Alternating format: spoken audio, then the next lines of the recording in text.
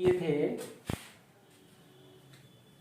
File और folder के बारे में, रन कमांड के बारे में कि फाइल क्या होता है, फोल्डर क्या होता है, किसी भी प्रोग्राम को हम लोग रन कमांड के थ्रू से कैसे ओपन करेंगे, किस प्रोग्राम का क्या कमांड होता है और किस प्रोग्राम का क्या एक्सटेंशन नेम होता है। ये सारी बातें हम लोग पिछले क्लास में डिस्कस कर चुके हैं। आज का क्लास हम लोग का एक थ्योरी सेशन का क्लास है जिसमें हम लोग जानेंगे क्लासिफिकेशन ऑफ कंप्यूटर के बारे में। कंप्यूटर को जो बांटा गया है वो कितने तरह से बांटा गया है, कंप्यूटर का जो वर्गीकरण किया गया है वो कितने तरह से किया गया है। तो मेनली कंप्यूटर का वर्गीकरण दो तरह से किया गया है।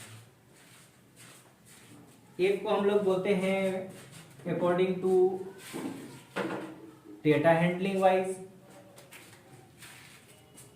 और दूसरे को बोलते हैं हम लोग according to functionality wise.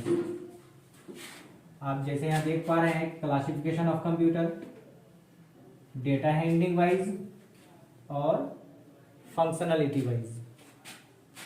Data handling wise computer को तीन प्रकार में बांटा गया है। एक आपका एनालॉग कंप्यूटर, एक आपका डिजिटल कंप्यूटर और एक आपका हाइब्रिड कंप्यूटर। पहले हम लोग ये जानते हैं कि एनालॉग और डिजिटल क्या होता है। डेटा हैंडलिंग वाइज को हम लोग सिग्नल के आधार पे भी बोल सकते हैं। तो सिग्नल हमारा दो तरह का, एक एनालॉग सिग्नल और एक digital signal.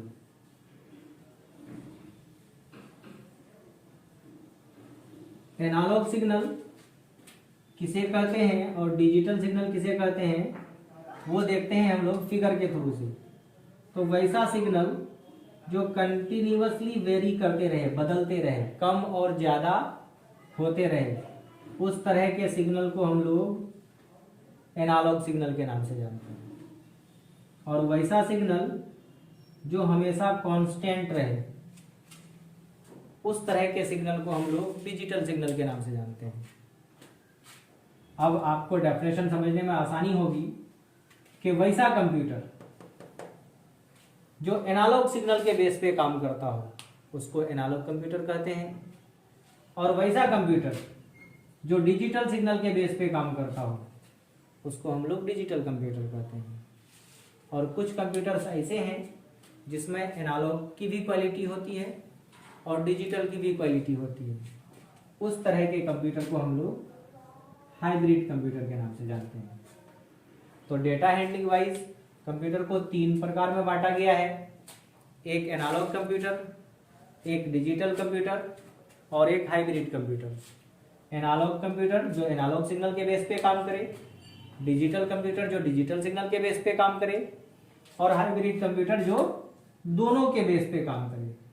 Those computers are analogue computer which works on the basis of analogue signal और those computers are digital computer which works on the basis of digital signal और those computers are hybrid computer which works on the base of analog and digital signal, that is called hybrid computer।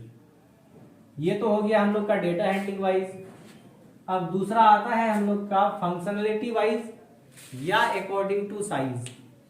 Functionality wise या according to size computer को चार भाग में बांटा गया है, चार प्रकार में बांटा गया है, चार तरह से वर्गीकृत किया गया है। पहला आता है आपका माइक्रो कंप्यूटर, दूसरा है आपका मिनी कंप्यूटर और तीसरा है आपका main frame computer. One by one हम लोग डिस्कस करते हैं। सबसे पहले हम लोग जानते हैं माइक्रो कंप्यूटर। वैसा कंप्यूटर जिसमें एट ए टाइम एक ही पर्सन बैठ के काम कर सके, मीन्स एक ही यूजर बैठ के काम कर सके, उसको हम लोग माइक्रो कंप्यूटर के नाम से जानते हैं। जैसे आप अपने कोचिंग में, स्कूल्स में, होम्स में, होटल्स में जिस कंप्यूटर का यूज करते हैं उस तरह के कंप्यूटर को हम लोग माइक्रो कंप्यूटर के नाम से जानते हैं। उसके बाद अगला आता है हम लोग का मिनी कंप्यूटर। पीडीएफ में आप लोग को सारा चीज डिटेल से माइक्रो कंप्यूटर कौन सा पहला कंप्यूटर था, कौन कंपनी ने बनाया उसे, वो सारी बातें आपको पीडीएफ में डिटेल से मिल जाएगा। उसके बाद आता है मिनी कंप्यूटर, वैसे कंप्यूटर जिसमें एक समय में एक से अधिक मीन्स सेवरल यूजर्स काम कर सके, 100 यूजर्स काम कर सके, उसको हम लोग मिनी कंप्यूटर के नाम से जानते हैं। मिनी कंप्यूटर का यूज मेनली प्रोडक्शन हाउसेस में हुआ करते हैं। उसके बाद आता है आपका मेन फ्रेम कंप्यूटर। तो वैसा कंप्यूटर जो सेंट्रलाइज जगह पे रह के अदर कंप्यूटर्स के लिए काम करते हो, उस तरह के कंप्यूटर को हम लोग मेन फ्रेम के नाम से जानते हैं।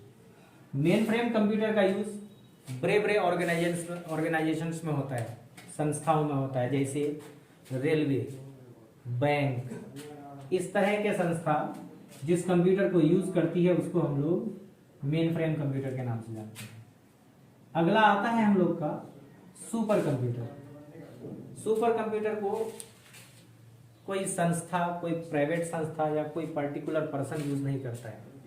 सुपर कंप्यूटर का यूज किसी भी देश की गवर्नमेंट यूज करती है अपने डिफेंस के सारे फाइल्स को मेंटेन करने के लिए, वेदर फोरकास्टिंग के लिए, स्पेस रिसर्च के लिए।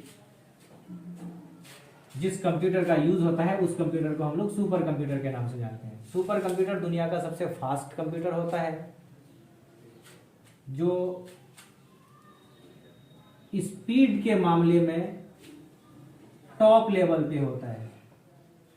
आप एक छोटा सा एग्जांपल लो कि माइक्रो कंप्यूटर, जब हम लोग डेफिनेशन पढ़ रहे थे कंप्यूटर का, तो इस बात को जाने थे कि लाखों आदेश को एक सेकंड में पूरा कर सकता है आपका माइक्रो कंप्यूटर, और माइक्रो कंप्यूटर से ज्यादा फास्ट आपका मिनी कंप्यूटर, और मिनी, इन दोनों से ज्यादा फास्ट मेन फ्रेम कंप्यूटर, और सबसे ज्यादा फास्ट सुपर कंप्यूटर।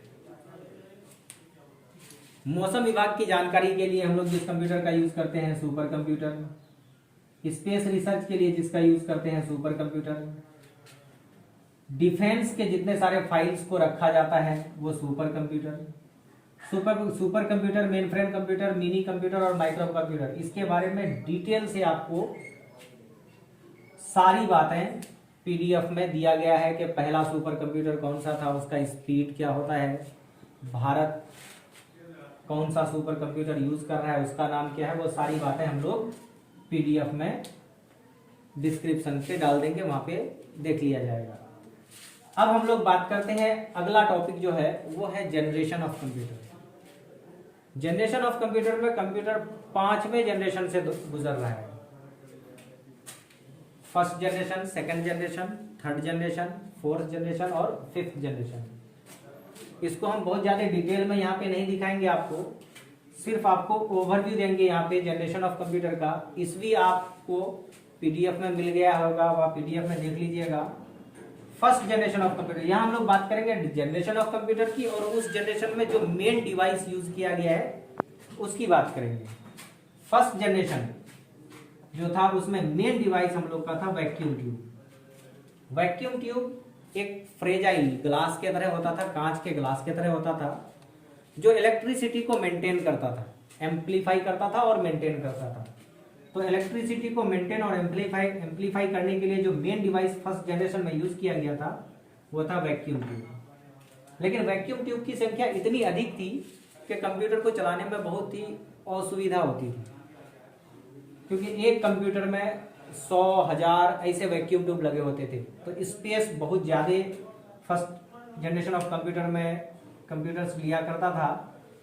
तो धीरे धीरे टेक्नोलॉजी हाई हुआ, तो फिर वैक्यूम ट्यूब के जगह पे एक नया डिवाइस का इजाद हुआ, आविष्कार हुआ, इन्वेंशन हुआ, और वो दूसरा डिवाइस था आपका ट्रांजिस्टर, जिसमें कई 100 वैक्यूम ट्यूब का पावर अकेले एक ट्रांजिस्टर में आ गया।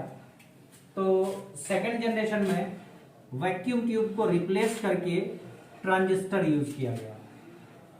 ट्रांजिस्टर भी वही काम करता था जो वैक्यूम ट्यूब करता था, लेकिन बहुत सारे वैक्यूम ट्यूब मिलके जो काम करते थे, अब एक ट्रांजिस्टर उतना काम करने लगा, तो कंप्यूटर का साइज बहुत छोटा हो गया। उसके बाद फिर धीरे धीरे धीरे टेक्नोलॉजी हाई हुआ, तो फिर एक नया डिवाइस आया जिसको हम लोग आईसी के नाम से जानते हैं, इंटीग्रेटेड सर्किट्स। अब इंटीग्रेटेड सर्किट में कई 100 ट्रांजिस्टर का पावर आ गया, तो फिर यहाँ पे ट्रांजिस्टर्स के अब आया third generation of computer. Third generation of computer में ट्रांजिस्टर्स के संख्या को कम किया गया और वहां पे यूज किया गया उसके साथ साथ इंटीग्रेटेड सर्किट्स को। देखिए जनरेशन ऑफ कंप्यूटर जो हम लोग पढ़ रहे हैं, तो टाइम टू टाइम कंप्यूटर में चेंजिंग आते गया है डिवाइसेस में। तो जब जब कोई नया डिवाइस यूज हुआ है तब उसको एक नए दौर के रूप में देखा गया है, उसी को हम लोग जनरेशन के नाम से जानते हैं। अब आया कंप्यूटर फोर्थ जनरेशन में। फोर्थ जनरेशन इसीलिए कि वहां पे भी एक ऐसा डिवाइस नया यूज हुआ जो कंप्यूटर की दुनिया में बूम लाके खड़ा कर दिया गया। वो क्या कि कंप्यूटर को इतने छोटे रूप में वो डिवाइस ला दिया कि आज आप उसके वजह से अपने कंप्यूटर को बैग पे, टेबल पे लेके यहां से वहां कैरी कर पाते हैं। जो उस किस डिवाइस की वजह से, तो इस डिवाइस की वजह से, माइक्रो प्रोसेसर। माइक्रो प्रोसेसर बनाने वाली सबसे पहली कंपनी इंटेल कॉर्पोरेशन, जो सबसे पहले माइक्रो प्रोसेसर को बनाया। माइक्रो प्रोसेसर की वजह से ही हम लोग आज कंप्यूटर को इस रूप में देख पाते हैं। माइक्रो प्रोसेसर में बहुत सारे चीजों को इंटीग्रेशन करके एक साथ लाके खड़ा कर दिया गया, इसीलिए उसको बोला जाता है VLSI, very large scale integration. यहां पे micro processor first generation vacuum tube, second generation transistor, third generation integrated circuit और फोर्थ जनरेशन माइक्रो प्रोसेसर। और फिफ्थ जनरेशन में जो यूज हुआ वो हुआ आपका AI, आर्टिफिशियल इंटेलिजेंस। कंप्यूटर खुद से सोच सके।